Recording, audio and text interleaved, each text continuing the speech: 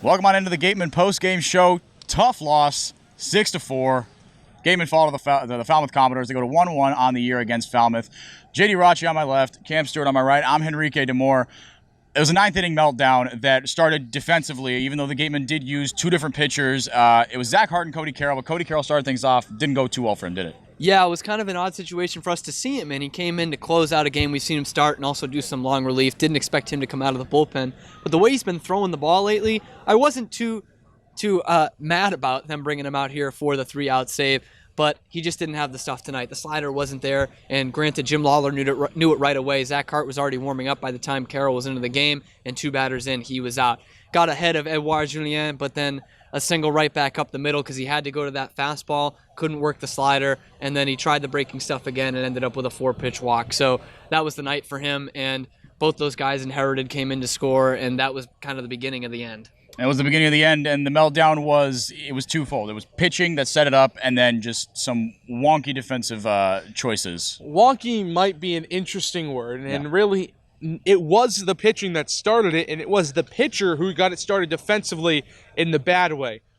Sacrifice bunt attempt right back to Zach Hart, tries to pick it up. He has a tailor-made double play ball. He just has to turn to second and try to turn 2. Then you have a runner on at third with 2 outs. You can get him out in any which way you want, and you won't give up a run. You still win the game. Instead, Hart tries to turn toward third, tries to pick off the lead runner.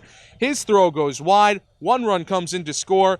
Another run comes in to score on that play alone. That's already a lead now for the Falmouth Commodores. They take a 4-3 lead, or a 5-4 lead in that inning, and then things just got worse from there.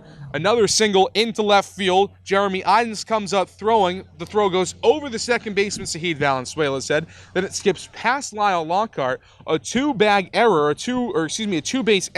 against Jeremy Idens. So things just went from bad to worse in terms of Zach Hart and the defensive alignment for the Gatemen. It really was just an ugly outing, an ugly ninth inning. Up until that point, the pitching had been great.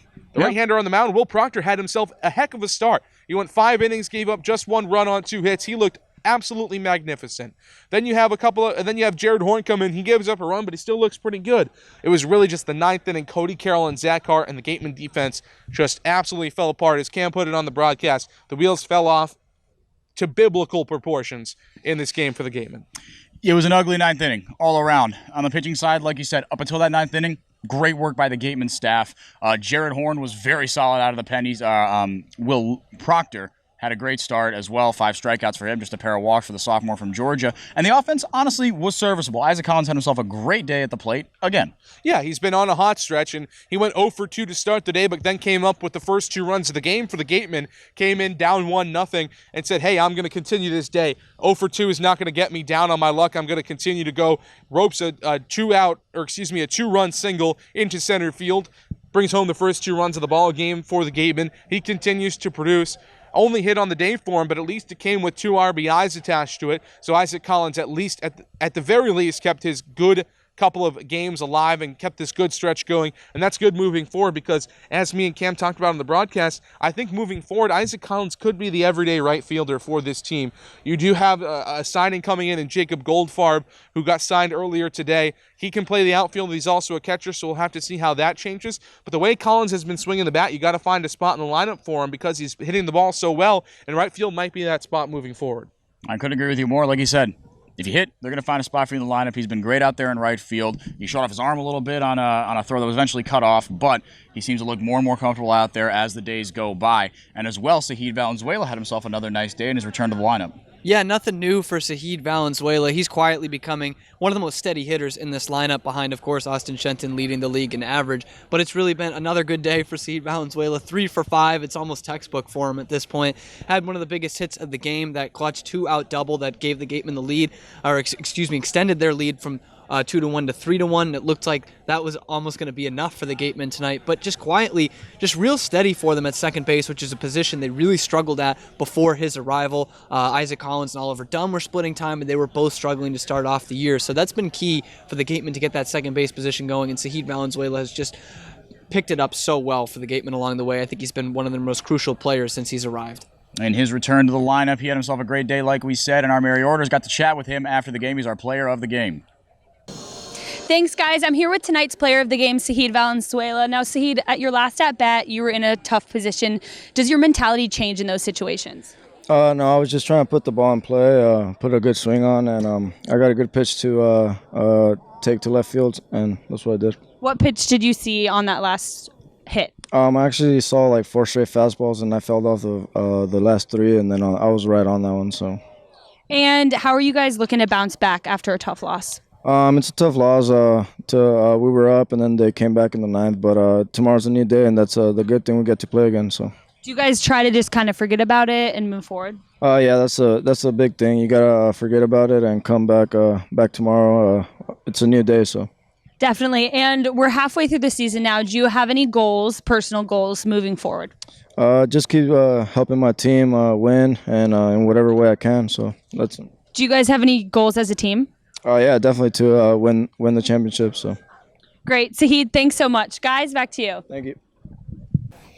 Thank you so much to Mary. Welcome on back into the Gatemen Postgame Show. Tough loss today for the Wareham Gatemen, 6-4 against Falmouth. A little 9th inning meltdown, but the Gatemen try to bounce back against a familiar foe in the Hyannis Harbor Hawks at McKeon Park tomorrow at 6 o'clock. Last time they were there, 17-4 winners. And Hyannis actually, despite the Gatemen losing today, they dropped one to Katuitt 8-3. Cam, what do we see in that game? Yeah, it was never comfortable for Hyannis in this one. At least the Gatemen had a lead to blow this time, but Hyannis was just behind the 8 ball the whole game. Lone bright spot for them was Davis Wenzel, who we've seen have some good games against the Gatemen, 2 for 5 tonight with a run scored and a couple of RBI. A 2 RBI night for Will Robertson for the Kettleers, and they were just in cruise control the whole game. So both teams are going to be looking to bounce back tomorrow.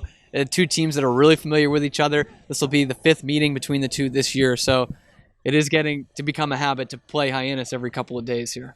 And Hyannis, we talked about kind of how weird and fluky a team they are with the torrid run differential, somehow still in second place.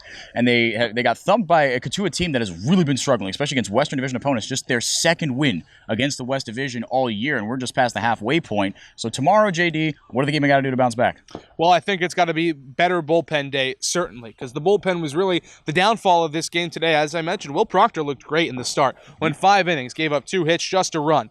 Jared Horn even looked great out of the bullpen. I think it's got to be the back end of that bullpen that's really got to shore itself up. We've seen long relief guys be pretty darn good. You know, Jared Horn out there, he's raking right now saying, yeah, I had a good game today. Yeah, Jared, we're giving you some props out there. But, you know, so the back end of this bullpen has to be better tomorrow. We're not sure who the starter is going to be. It seems like it might be time for a Ken Waldachuk start pretty soon here over the next couple of days. So we'll see who the starter is tomorrow. But really, the long relief guys have been pretty reliable this season. It's been the back end of the bullpen that has given the Gatemen problems a lot of the time. So we'll have to see the back end sure things up tomorrow to hopefully pick up another win. If you're a Gatemen fan, hopefully pick up another win over a Hyannis team. You still get a 2-point lead because both teams lost tonight. So then if you can pick up another win tomorrow, give yourself a 4-point lead in division, that's going to be the first time the Gatemen have really found themselves with a lot of breathing room in this West Division in quite a while. And with a lot more games coming up because of the off day on July 10th being rescheduled to the one half of a home and home against Brewster, traveling to Stony Brook for the first time today. It kicks off today, the first of 9 straight games that the Gatemen will play. So a little bit of a slog in mid-July to get the third quarter of the season started. Again, your final today, Falmouth 6, Wareham 4, trying to bounce back tomorrow against Hyannis. For Cam Stewart on my right, for JD Raucci on my left, I've been Henrique DaMour. Thank you for watching the Gatemen Postgame Show.